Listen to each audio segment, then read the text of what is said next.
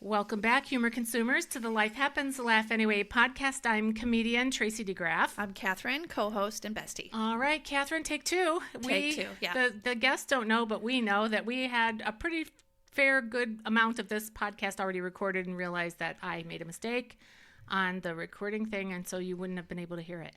Mm-hmm. So here we are at take two. Right. They didn't know that, but now it's they hard do. to recreate like natural flow of things. I know. But we're going to fake it till we make it. Yeah, we were having a great conversation that was just between us, apparently. Right. Well, friends, as usual, we just keep going, right? Mm-hmm. When we have tech issues. The show must go on. The show must go on, Catherine. Well, friends, this is episode 257, and we are talking about raising kids. And the title of today's episode is Raised Like Feral Cats versus Parenting Like Helicopters. And I'll give you just like a little brief outline of what you can expect today, and then Catherine's going to share with you some other information about our podcast. First of all, if you stay with us, typically our podcast lasts around 40 minutes, something like that. Somewhere between 30 and 45 minutes is a typical episode for us. Today we're going to be talking about the nostalgia of parenting from back in the day when we were raised to today. Everybody loves that, to talk about nostalgia. It takes you back in time. Secondly, we're going to talk about the truth of both extremes of parenting without really any oversight versus parenting with too much oversight. Okay, because there are extremes to both. And then number 3, we're going to talk about how God is the true keeper of our children. That's right. He doesn't change, thank God. Mm-hmm. As always, we have a call to action as well as some scripture to share with you. And Catherine, share with our listeners how they can get in touch with us, how they can learn more about our podcast, and how they can contribute to the podcast. Yeah, you can contribute and help us out in many ways. You can share our podcast. You can download the podcast. I don't know why, but that helps us a great deal. When you listen, download it. And that, like I said, I don't know how it helps, but it does. And you can become a humor contributor. So cross over from humor consumer to humor contributor and, maybe send $5 our way every month. You could go to Tracy DeGraff, Life Happens, Laugh Anyway podcast.com. That'll take you to Tracy's website, and then you can donate, like I said, $5 a month. Some of our listeners give us one lump sum, like once a year. That all helps us. It helps us because we have a platform that we pay for every month, and we want to, bring this podcast forward. We want to learn more, and we need to. Yes, we do. We definitely need some help. Yeah, we have a little wish list of equipment that we'd like to buy, as well as, adding video. So that's all in the works. All right, thanks for that. Let's dive in. Episode 257, Raised Like Feral Cats versus Parenting Like Helicopters. What say you, my friend? Yeah, well, as you know, I was born in the middle of 69. You were born at the end of 65. So we were brought up, in the 60s, 70s, 80s.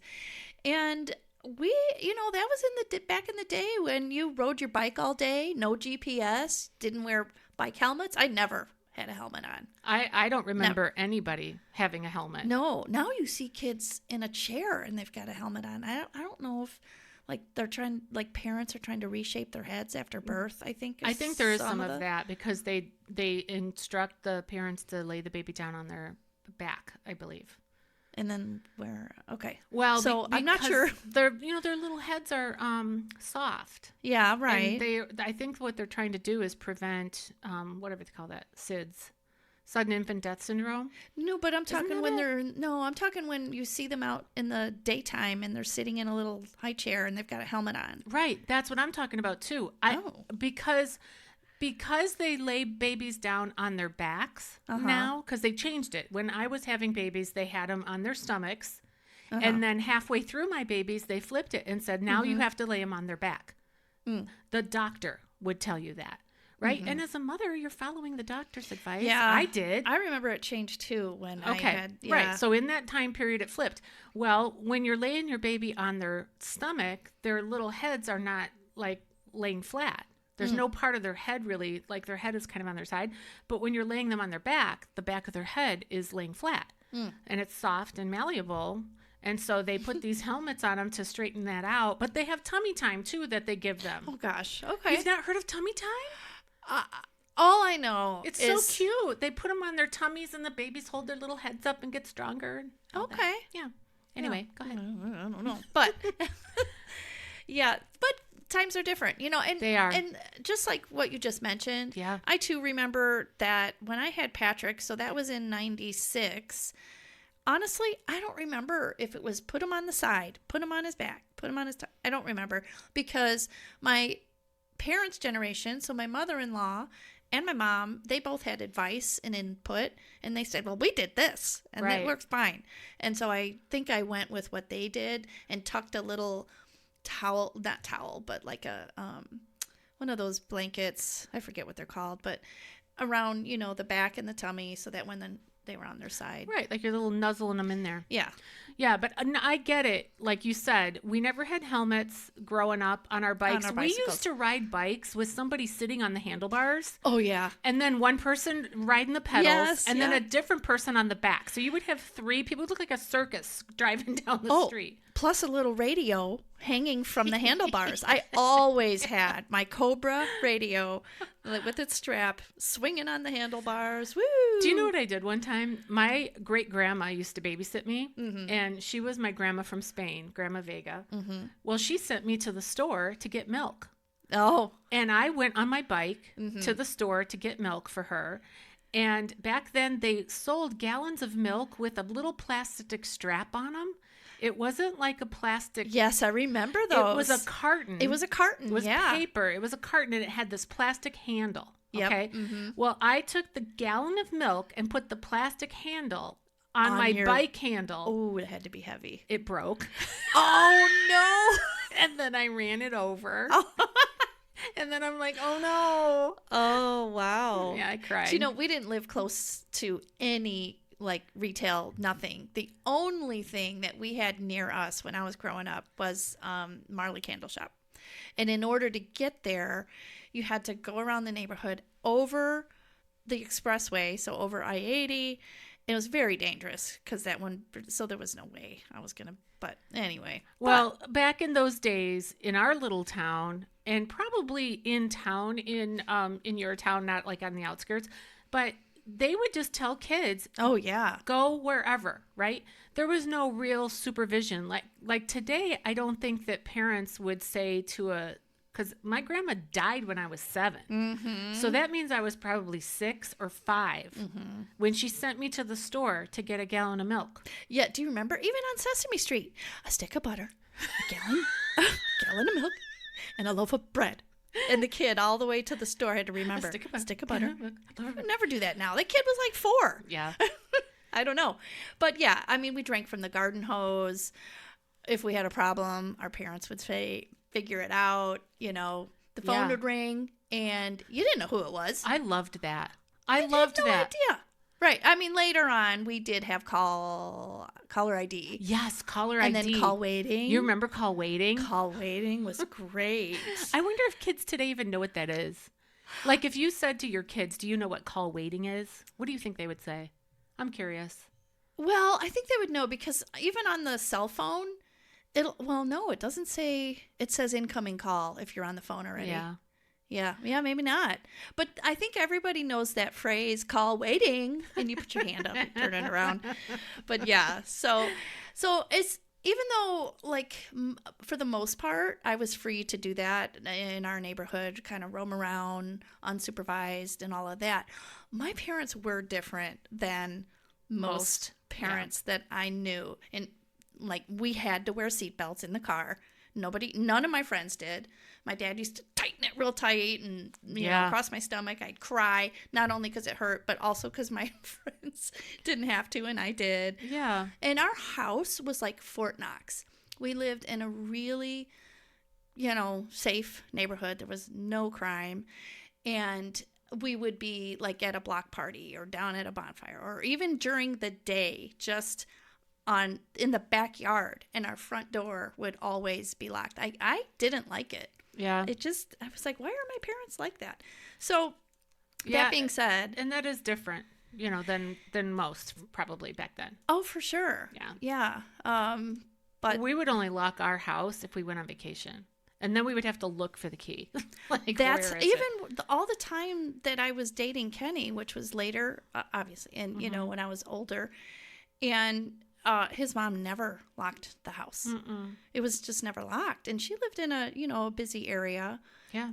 Even the car, like the keys would just be in it, and it would be unlocked. Yeah, no, it was just a weird time. Yeah, good time. Yeah, it was a good time. That being said, so most listeners probably know already, but those who don't, are new to our podcast know that, or don't know that my mom was from England. And so they didn't have much crime over there, according to my mom.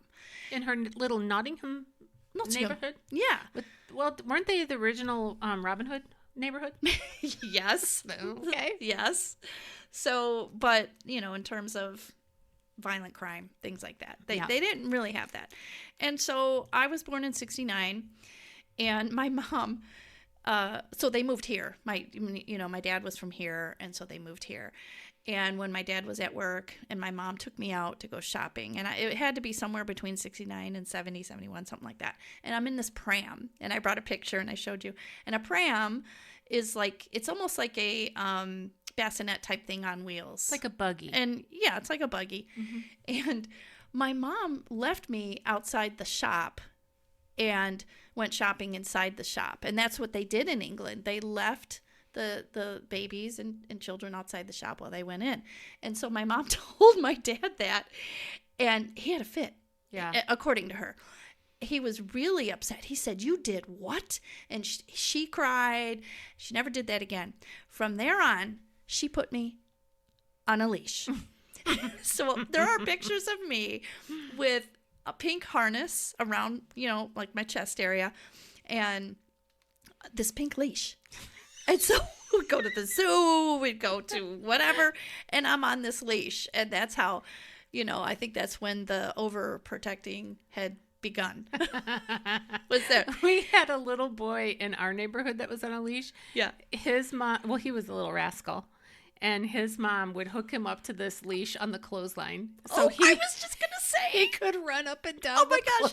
Clothesline. I just remembered as you were saying that, Kenny's brother Dennis, his mom would put him on this, like a leash on the clothesline, and he could just run. Serious.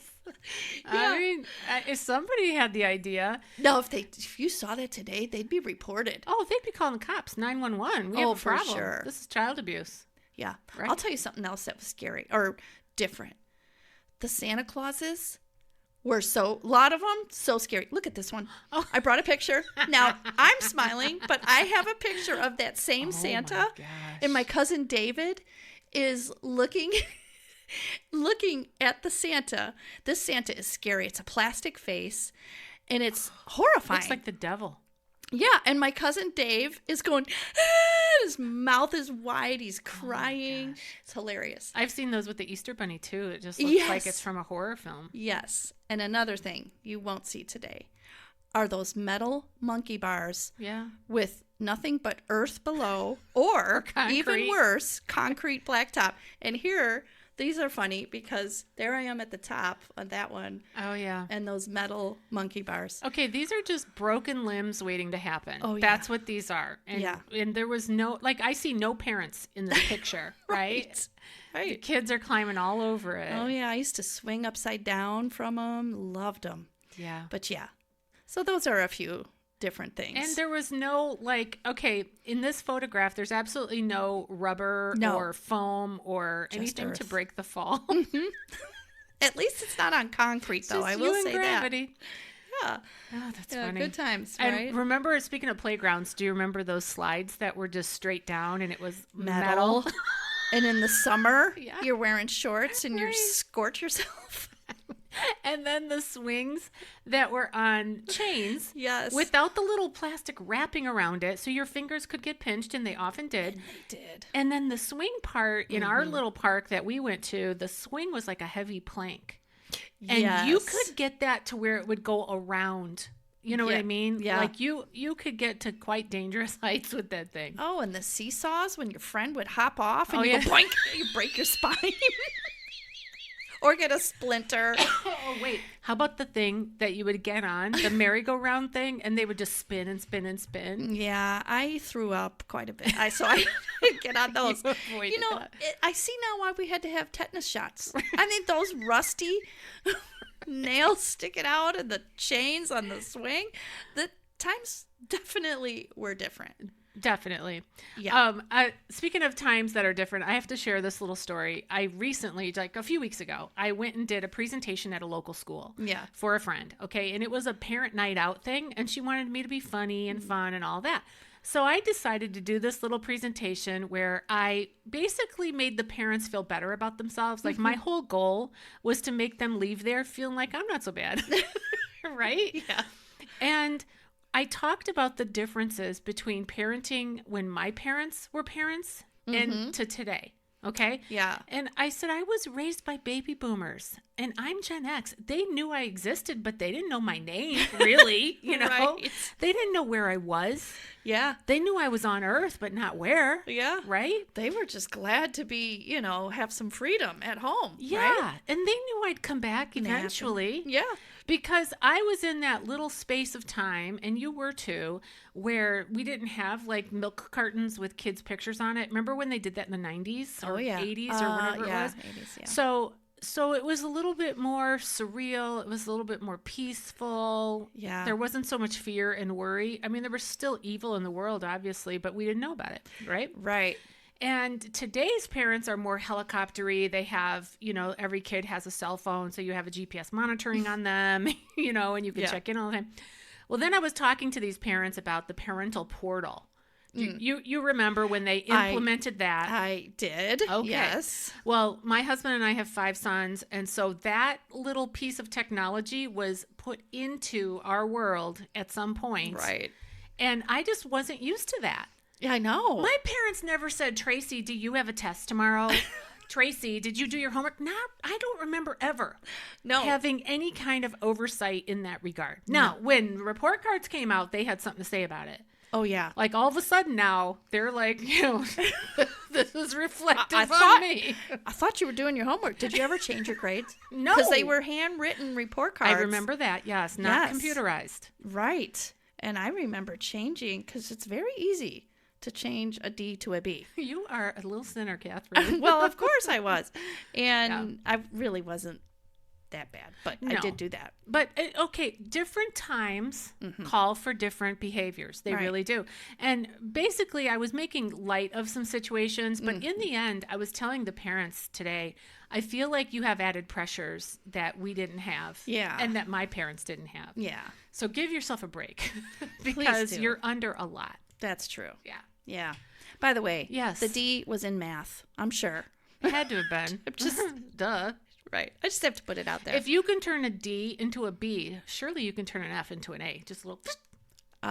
Yeah. Probably. Make right? a little curve at the top. Right. So if you did even worse, you could do even better. Yeah. And they were carbon copies, I remember. And we had carbon paper. Very easy. We did too. We had that little purple paper that you could put in between. That's great. Awesome. It smelled good too.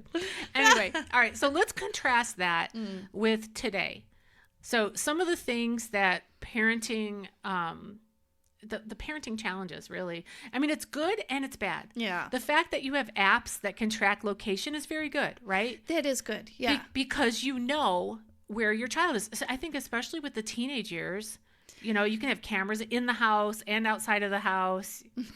Yeah, it's good as long as it's used in a healthy way, for sure. I mean, I remember we just had a watch. Like when you were a kid, I'm sure you had a watch, right? So you knew what time dinner was. Yes, I knew what time it was. Yeah. Yeah. But I don't know why I'm putting in the watch compared to the apps. Well, but I don't know, I guess. Back in the day, though, when I was a kid, it was just be home by dark. It was not like a certain time when the sun started to go down. Get home. And then all the mothers would come out of their houses like clockwork when it was time for dinner, and families had dinner together.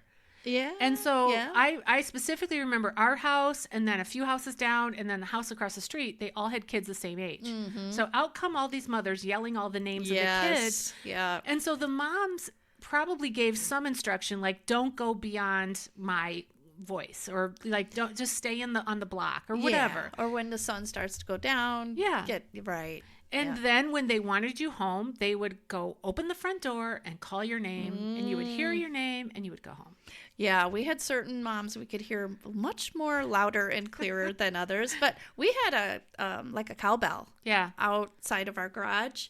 And my mom, she didn't ring it all the time, but yeah, we had one. And because we had a wide open neighborhood, so...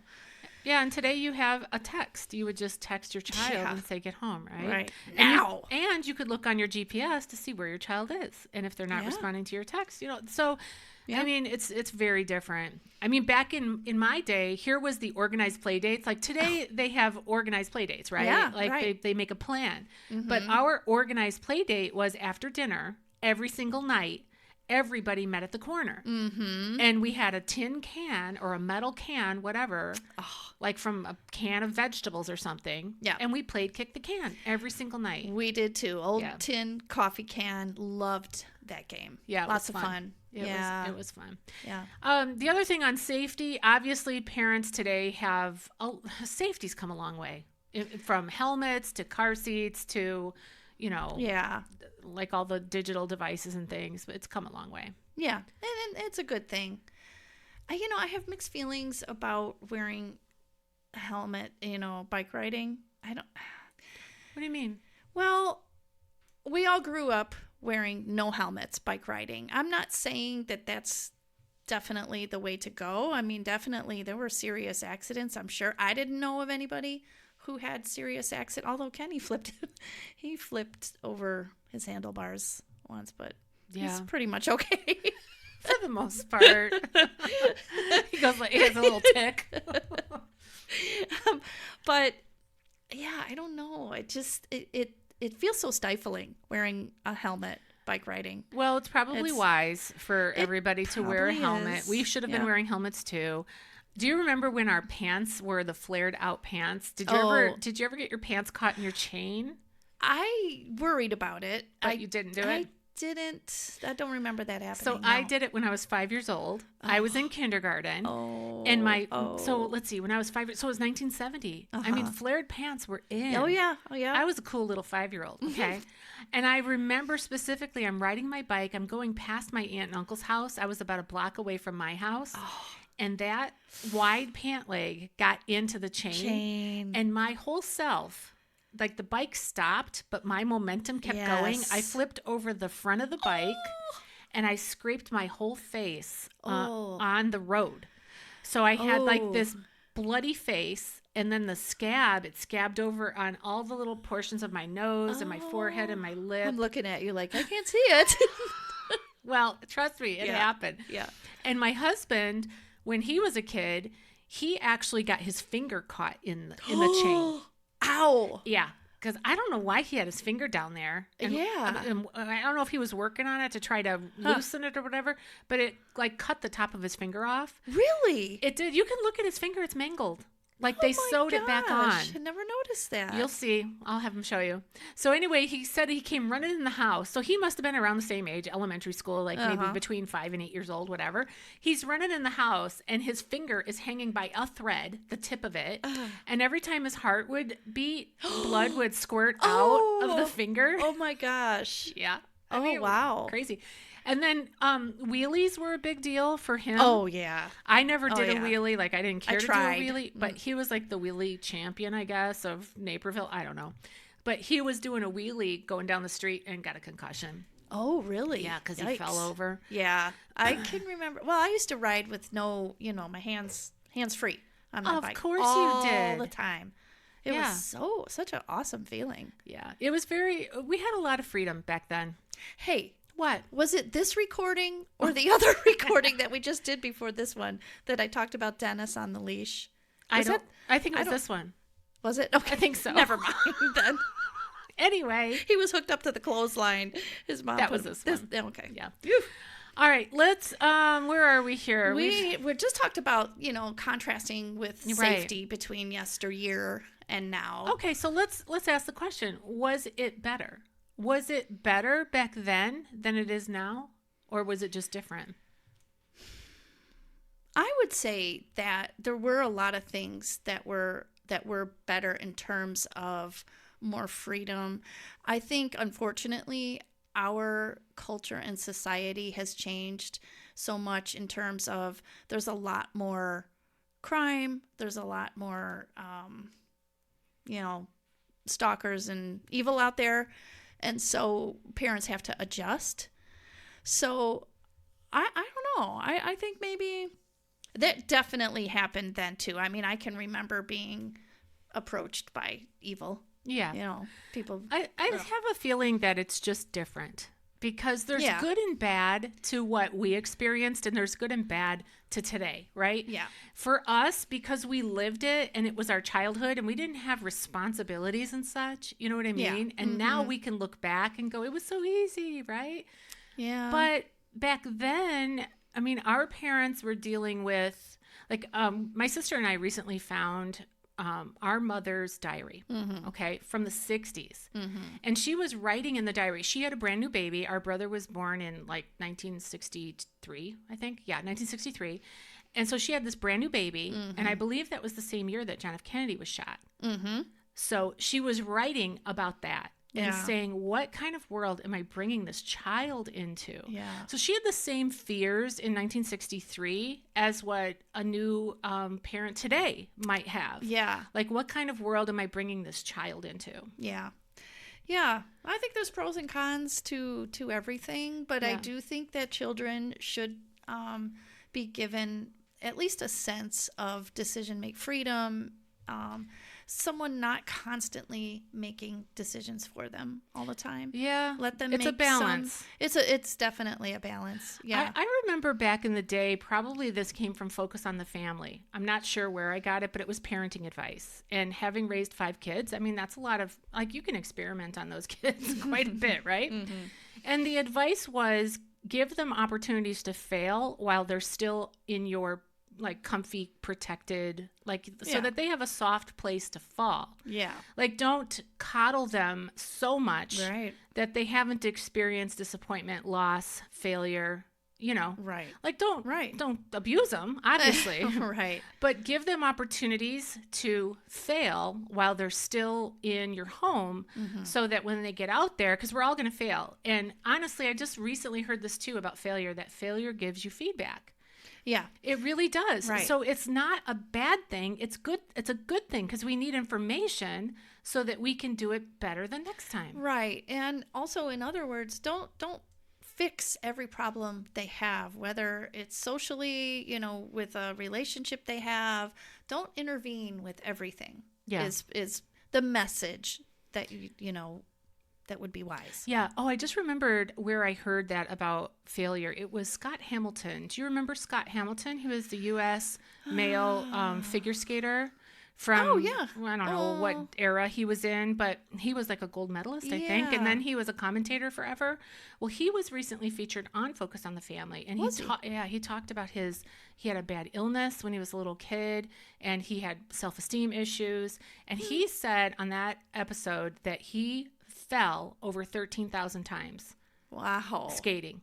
Wow. Including in front of a lot of people in a high pressure situation. Oof. And his self-esteem was pretty beat up by that, right? Sure. But you have to remember that when you fall 13,000 times, this is the way he put it, you have to get up 13,001 times. You have to get up, learn from it, and go on. Yeah, right. Yeah, I thought that was good advice. Yeah, for sure.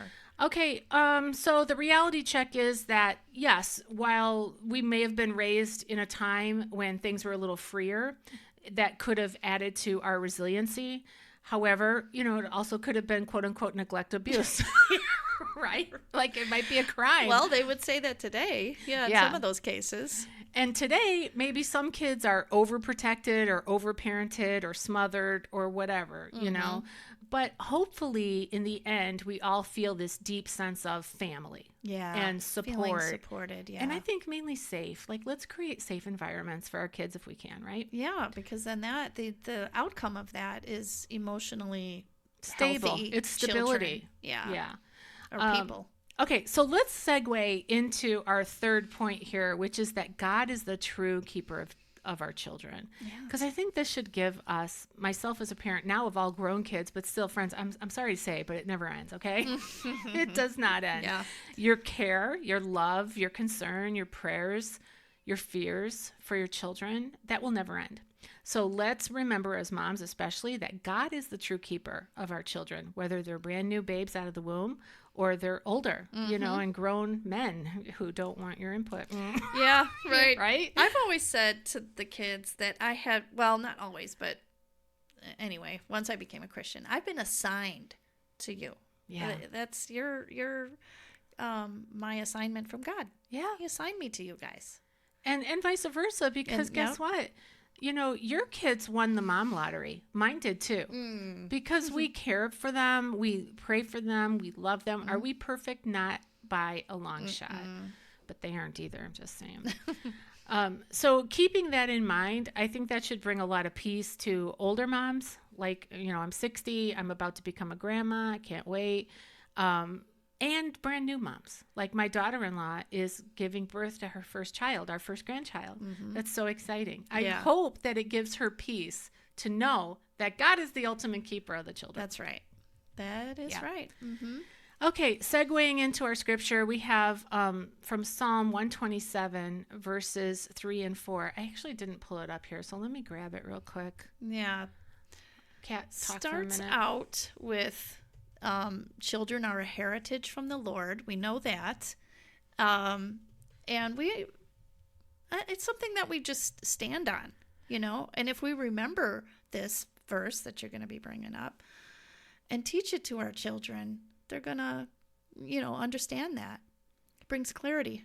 What's wrong? I'm looking for it, and let me see if I have the right psalm. Oh, oops. 120. It's totally wrong. I'm looking at the wrong one going, wait, what does this have to do with parenting? You know what? I'll share while you're looking up. Our generation, we did survive the scraped knees and, danger things. And I can remember when I got older, my mom would shout after me, when I go out the front door, she'd say, "Don't let the yahoos get you." And it's so funny. It was way before Yahoo was an actual name given to what it is today, and my friends used to tease me and say, "Did you see any yahoos today?" That's funny. But it's, and my dad used to put fear into me when I was really young and say, don't go out there, there's boogeymen out there. So that was a way, that they used to threaten.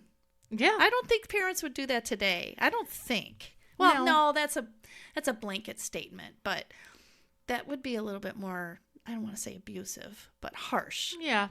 It's so funny because, and I was going to share this earlier and I forgot, so I'll share it now. In 1990, when I had my first son, okay, that's when stranger danger was a big thing. Yes, I remember that phrase, yeah. And we had little videos that the kids could watch teaching them about stranger danger, And I had, I was in New Lenox. I was getting gas. It was hot. My windows were down. My only son, my only baby, my precious cargo, was in my van, and I had the window down, and I had to go inside to pay.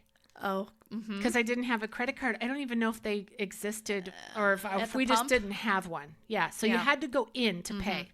So I pulled up right next to the door where there wasn't a parking space. But I pulled up right next to the door. Right. But I didn't want to have to bring my baby in. I know, to pay real quick. Right. I got reprimanded once by a stranger. Wow. Yeah, but go ahead. I'll tell you that afterwards. So anyway, the windows are down. Baby's fine. And I think baby maybe was sleeping. Well, my dad, who doesn't even live in this area, he just popped over. He drove an hour and a half. So it was I was not expecting him. Right? And he's got his head inside of my vehicle. At that moment? I was inside paying. Right. I look outside. There's a man with his head my gosh. inside of my vehicle. and it's my father. Holy cow. But I didn't recognize him right away. And I'm like, who's trying to take my kid? And why did I leave him? Right. Yeah. Scary. It was just Grandpa. Wow. Yeah, that would have scared me. Yeah, one time I was at, the gas pump, and similar situation. Either Patrick was sleeping or whatever it was, or it was cold, whatever it was, and I had to run in and pay, and a man came up to me and said, I wouldn't do that if I were you. Yeah. And he not reprimanded me, but just I think he pointed was it trying out. to, yeah. And it's true. We need to be careful, friends. Right. All right. I found 2 scriptures that we can look at. All right. Psalm 127, verse 3. And it says this: children are indeed a heritage from the Lord, and the fruit of the womb is his reward. Oh, I love that, fruit of the womb. It's like the underwear. Right. And then Psalm 121, verses 3 and 4. Sorry. That's okay. It says, he will not let your foot slip. He who watches over you will not slumber. Mm-hmm. Indeed, he who watches over Israel will neither slumber nor sleep.